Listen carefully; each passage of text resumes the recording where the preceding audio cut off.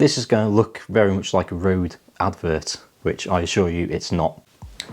Hi there folks, welcome back to the channel. If you're new here, my name is Ben and I'm a photographer based in North Wales. Today we are going to go through every microphone that I have owned and used, and there's a few of them.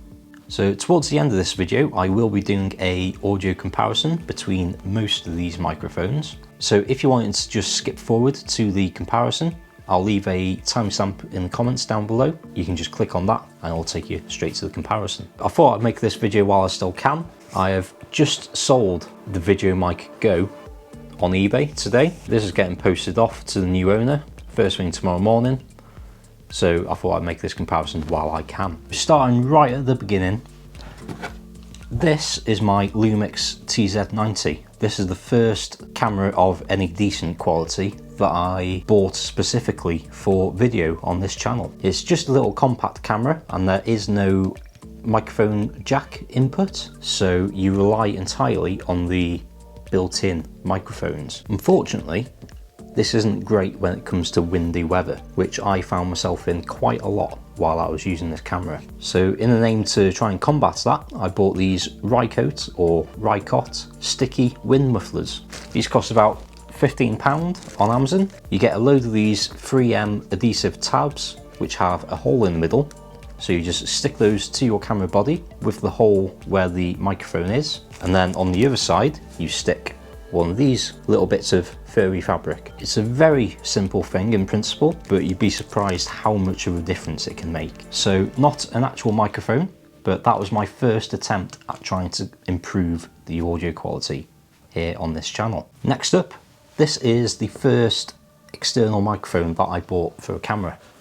This is the Rode Videomic Go. It's a very simple, lightweight directional microphone which comes with this foam enclosure, which very simply just slides on and off. And it wasn't too long that I realised this foam doesn't really do very much for wind noise cancellation. So I then bought the actual Rode Dead Cat specifically for the Rode Videomic Go, which again just slides straight on like that, and you'll have far better wind noise protection. It's very simple to use. It's just plug and play using a 3.5mm to 3.5mm stereo jack. It includes this red bit here, which is a Rycote lyre suspension mechanism. So basically if you're banging your camera around a bit, it's just going to cancel out any noise from the camera movement. So this typically sells for around £45 to £50 on Amazon UK,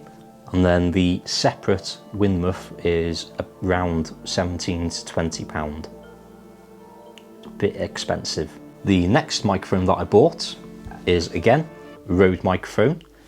This is going to look very much like a Rode advert, which I assure you it's not. This is the Rode VideoMicro. Again, it is a pretty small, lightweight directional microphone. Again, it's plug and play using the exact same 3.5mm audio jacks, and as you can see it's at least half the length of the VideoMic Go, but as you'll see towards the end of the video, I think it sounds a lot better than the VideoMic Go, and it's cheaper as well. This VideoMicro currently costs £38 on Amazon UK, and it includes a dead cat for your wind protection. And you'll notice this microphone also has the red Rycote lyre suspension system, albeit smaller, but it is half the size. So the next piece of kit that I bought was actually just a cable, again from Rode. This is the standard cable that you'll get with any Rode microphone near enough. It's a very simple TRRS to TRRS stereo cable. However, if you want to record into a smartphone or a laptop, something like that, you will need to buy one of these cables.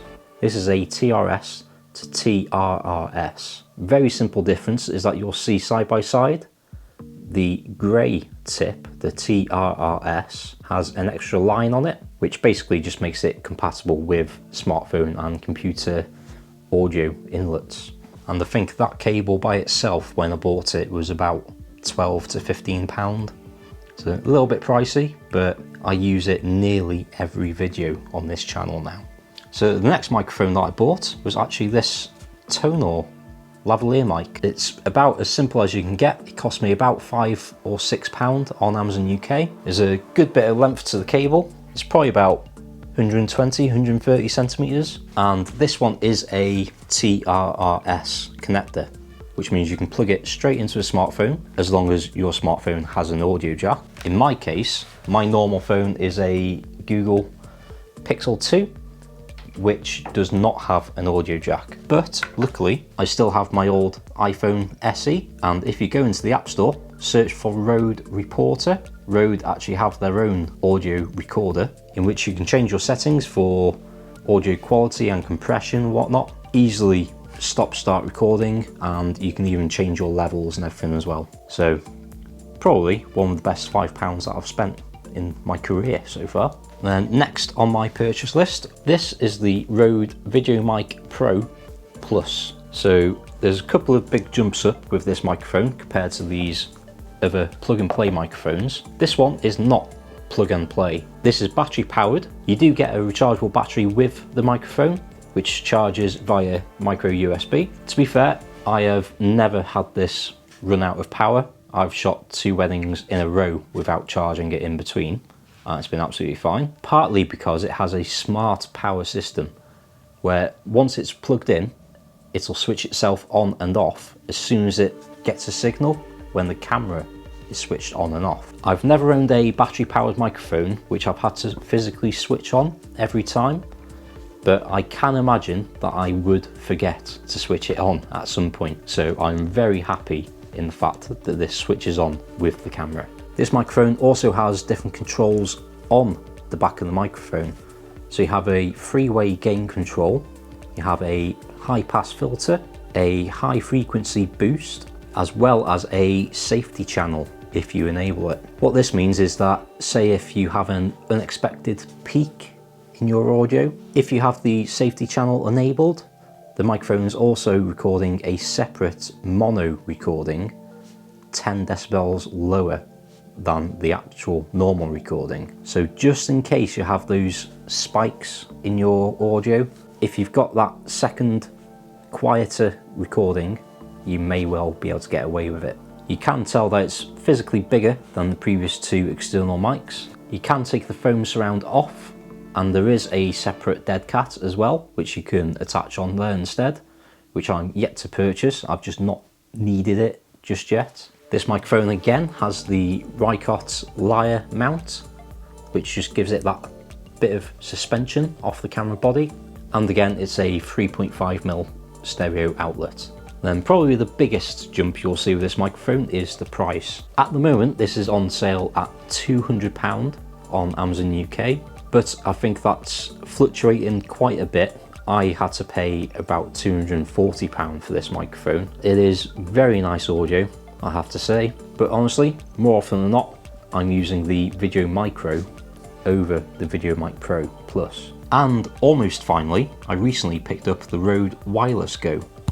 This one right here. So this is a 2-part system. We've got a transmitter and we've got a receiver. So the receiver is currently attached to my camera rig, plugged in via one of these 3.5mm cables. The transmitter has a built-in microphone, which I think sounds really good, as well as having a 3.5mm external mic input as well. On the receiver, you also have the same 3-way gain control as on the Rode VideoMic Pro Plus.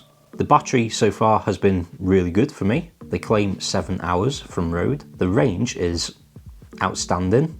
They claim up to 70 meters. I've never been that far away from the camera while recording, but I trust them. Both pieces charge via USB-C, and in the pack you actually get 2 USB-C cables for charging. The pack also includes 2 little wind muffs for the recorder itself if you're using the built-in microphone, which surprisingly does a pretty good job as well. Oh, you f***. Has that whole thing been out of focus? I am most of the frame and I'm out of focus. I think I went out of focus there. Maybe for a minute, maybe for 10 minutes. And these things are tiny, they're so easy to use. As soon as you switch them on, they just connect seamlessly straight away. And I use these pretty much every video now.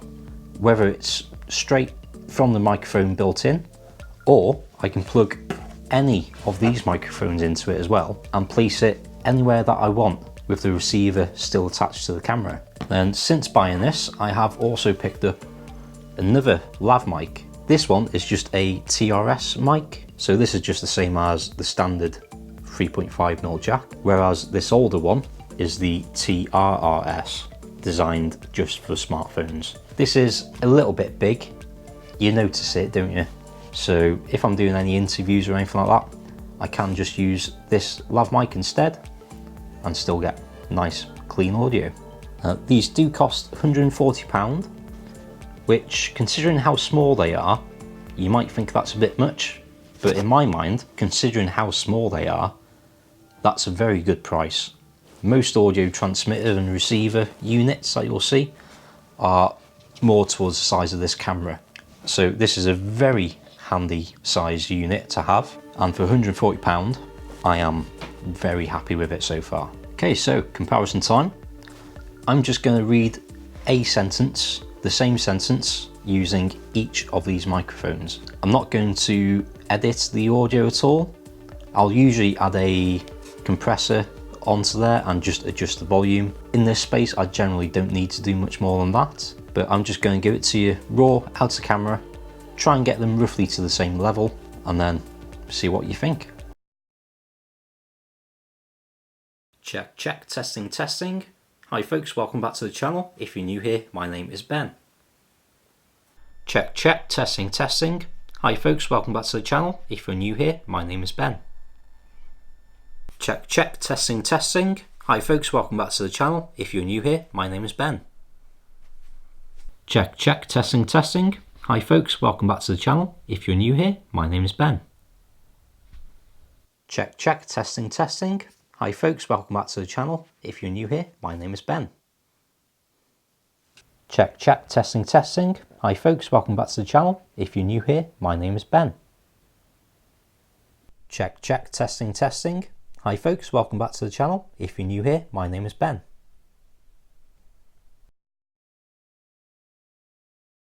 Check, check, testing, testing. Hi folks, welcome back to the channel. If you're new here, my name is Ben. Check, check, testing, testing. Hi folks, welcome back to the channel. If you're new here, my name is Ben. Check, check, testing, testing. Hi folks, welcome back to the channel. If you're new here, my name is Ben. Check, check, testing, testing. Hi folks, welcome back to the channel. If you're new here, my name is Ben. Check, check, testing, testing. Hi folks, welcome back to the channel. If you're new here, my name is Ben. Check, check, testing, testing. Hi folks, welcome back to the channel. If you're new here, my name is Ben. Check, check, testing, testing. Hi folks, welcome back to the channel. If you're new here, my name is Ben. So, what do you think? Which one do you think sounds best? Personally, I am using a different microphone depending on the scenario. So like I say, most of these videos in the office, I've generally been using the VideoMicro attached to the camera just as a reference audio. And then I've been connecting the Rode Wireless Go receiver to the old iPhone using the Reporter app, and then either using the microphone straight up as it is, or I've been plugging in the VideoMic Pro Plus to the Wireless Go, and then I can synchronize those clips later. I'm fully aware that for most people, spending £200 odd on a microphone is probably not their first choice of camera item purchases. Audio certainly makes one hell of a difference to your video, but depending on the kind of content that you're making, if it's just for fun for YouTube or Facebook or what have you, I would probably recommend the VideoMicro. I have been dead chuffed with this mic. You don't need any batteries, just plug it in and it's good to go. And considering that it's cheaper than the VideoMic Go, I think it's a no-brainer personally. I will no doubt be buying more audio equipment at some point as well. I do need to get myself a external recorder, like a Zoom H1 or something like that. I've been eyeing up, but for now, this is what I've got. It's what I'm working with, and it's doing the job for me. So that's the end of it. Thank you very much for watching. Do let me know what you think in the comments below. Maybe you've had a completely different experience with one of these microphones to what I've experienced. So by all means, leave those experiences in the comments. If you want to see more videos like this, please do hit subscribe down in the bottom corner and the notification bell as well. And if you liked it, do give it a like. And if you really liked it, I've got a PayPal link down below. Please do feel free to buy me a coffee to get these videos out a bit quicker. I'll have Amazon UK affiliate links for all of this gear down below in the show description. So if you fancy any of it, please do consider using one of my links. It will cost you nothing extra at all, and I might get a few pennies. So until next time, thank you very much for watching. Be good, get out there shooting, and I'll see you in the next one.